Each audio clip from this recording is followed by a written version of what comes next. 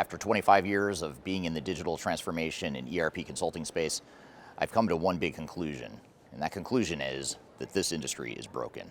I'm going to explain what I mean by that here today.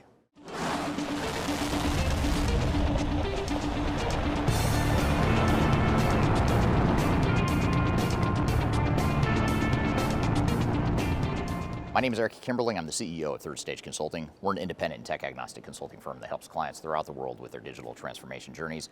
And I'm also chairman of Lander Talent, which is a company that helps staff people on IT and ERP projects internally within organizations. And I've been doing consulting now in the tech space for about 27, 28 years. And I love what I do. I love my job. I love doing what we do. However, I've learned in recent years how broken this industry is. And on one hand, I'm excited and glad that I've discovered how broken it is because it did inspire me to start the two companies that I'm affiliated with today. But on the other hand, I see how the broken structural problems within this industry are negatively affecting customers. So what I want to do today is share some of those structural concerns, problems in the industry that are negatively affecting customers, and more importantly, talk about what you can do. If you're leading a digital transformation or ERP initiative, and you want to avoid the costly mistakes that most organizations make, that's where Third Stage Consulting comes in.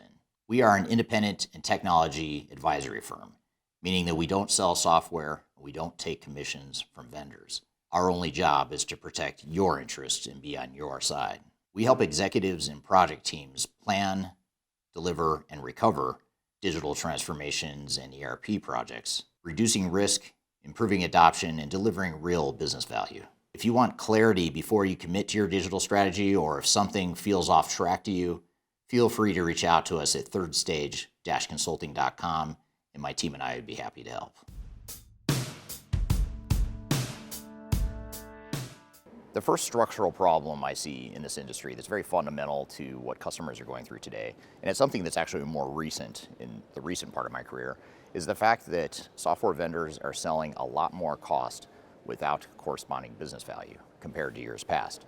And what I mean by this is this whole movement to the cloud, this whole AI-driven world that we live in is increasing the cost that software vendors are charging their customers.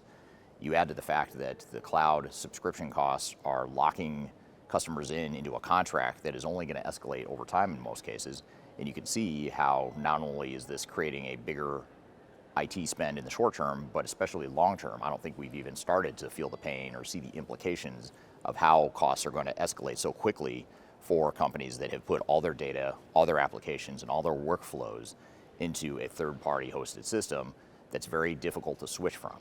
And that's the other thing that I think we're yet to experience, which is it's going to be difficult for this current wave of companies that are investing in the cloud. It's going to be very difficult for them to switch cloud providers in the future, at which point I think there'll be a backlash against that. But I'm going to come back to that point later in the video, and right now just focus on cost, because the costs are escalating, and at the same time the costs are escalating, it would be okay if business value was increasing as well, but we have yet to see any meaningful increase in the business value that customers are getting from IT.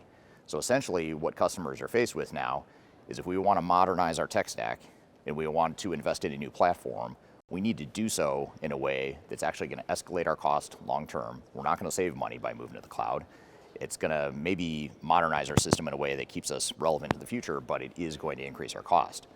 We see a lot of customers that can't justify from a pure ROI perspective moving from their old legacy system to cloud-based systems for that very reason.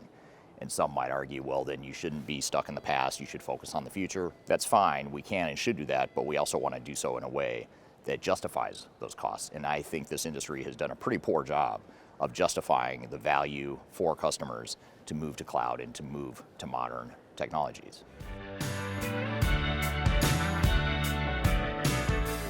The second thing that leads me to believe that the technology industry is broken is that there is a lack of optionality for customers today. Yes, they have options on which platform they want to move to. Yes, they have some options on how they might integrate to other systems, but at the end of the day, the big vendors are pushing very hard for two things. One is to move to the cloud, which, as I mentioned before, increases your costs, decreases your options in the long term, and it also locks you into one vendor. So the goal of most big software vendors is to get you locked in and to double down on their platform.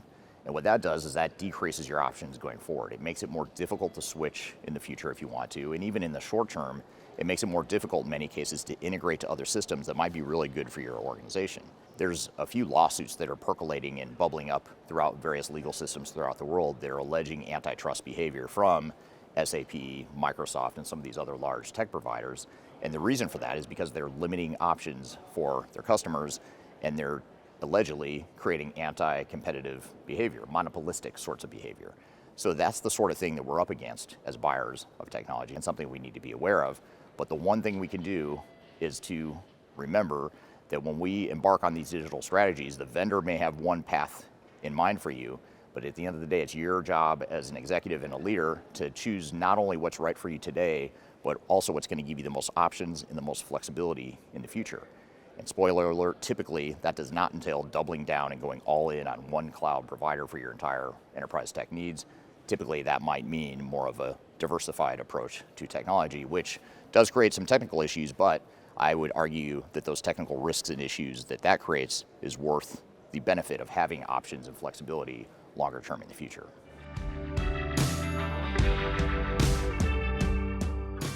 The third reason why I think the enterprise tech space is fundamentally flawed is because customers are, in many cases, unknowingly giving away control and giving up control of their business operations to software vendors. Of course, they're not doing this on paper, they're not doing this deliberately, but they are doing it, and it's having a long-term implication on organizations. So let me give you an example of what I mean by that. When you think about organizations that are moving to the cloud, in many cases they've moved from a highly customized environment to now more of a standard environment that's in a public cloud that is in many cases used by multiple customers in the same way. It's a very vanilla software. They're giving up control. They're giving up their competitive advantages, the unique secret sauce that made them competitive in the first place. And so in the quest for software companies to scale their organizations and get that annual recurring revenue and that high profit margin subscription business off the ground, they need to have standard rollouts, vanilla rollouts of their software to get everyone on a common tool set. Now, that sounds good in theory until you realize not every solution is going to be a good fit for every part of every organization and every customer that's using the software. In fact, what it's doing is it's diluting the competitive advantage of many companies, and they're forced with tough decisions of how to navigate that. The second thing that companies are unknowingly doing is that they're giving up their intellectual property. They're abandoning their intellectual property in many cases. And I think this is the big deal that's very rarely spoken about in today's industry. And this is a big leadership issue, because if you're giving up your IP in the form of abandoning customization to move to a standard cloud solution, you have solved the technical problem, because now you've cleaned up some of that customization and now you're using more of a standard off-the-shelf solution. But what you've also done is you've thrown out the IP that you built within that customization. Now, I know a lot of technologists out there will say, well, customization's a bad thing, you shouldn't have done it in the first place, you should have just used the software the way it was built. But again, the reality of ERP software is it can't be everything to everyone. Your use of the software is going to be limited because of the way your business needs to work, which is not necessarily going to align with the way the software works in all cases. And so organizations in the past with on-premise would have customized the software. And that customization is intellectual property that gives them a unique competitive advantage. Now companies are moving to more of a standard cloud solution, which in my opinion is not healthy for most for-profit competitive organizations.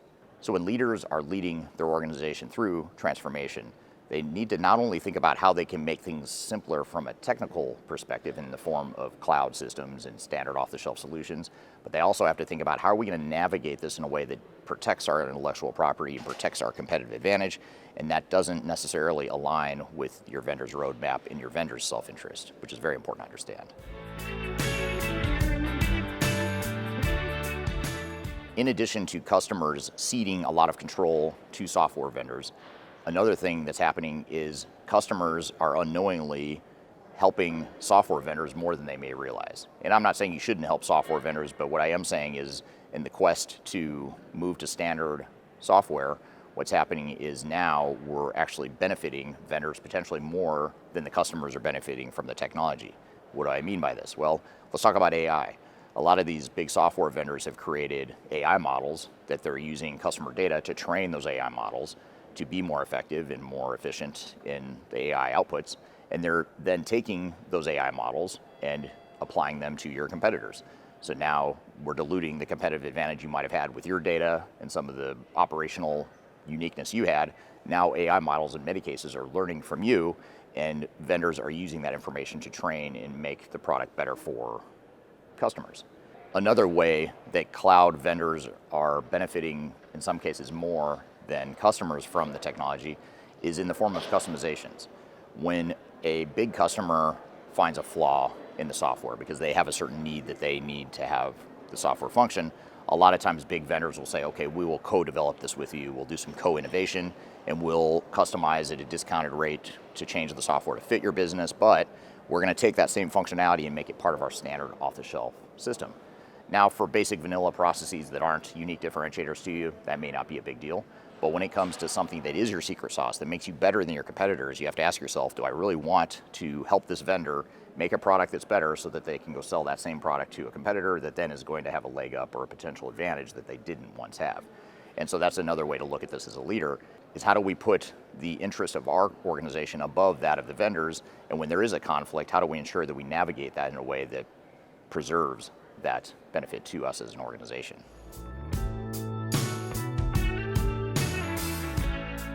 Now, a final reason why I think the tech industry is broken is because in many cases, you have the same people that have been in this industry for decades doing the same things over and over and wondering why projects continue to fail.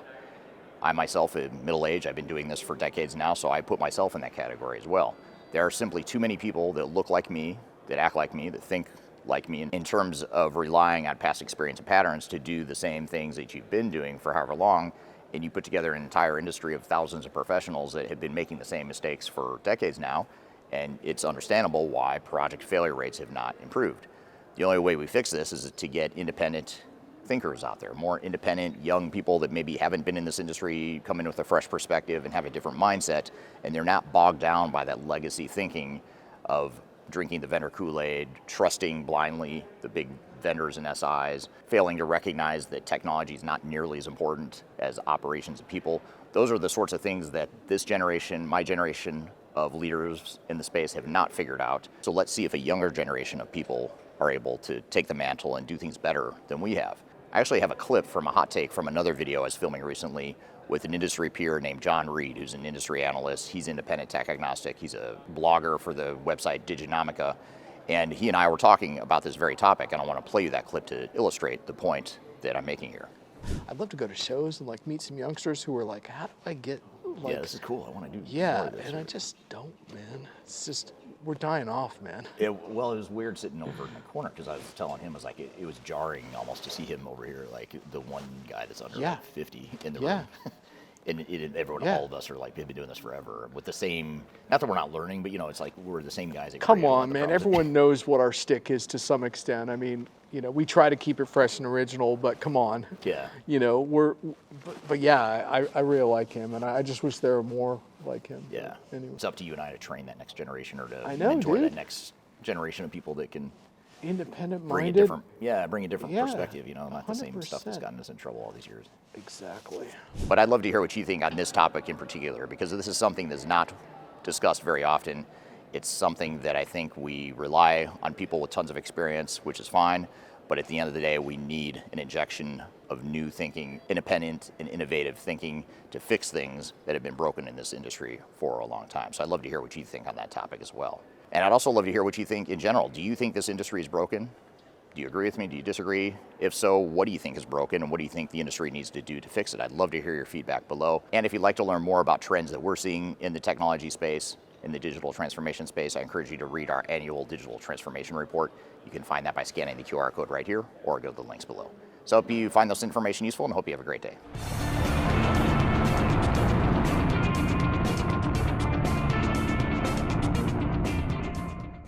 Very unspoken, this area that I think the technology industry is broken. That's a weird sentence. It's very,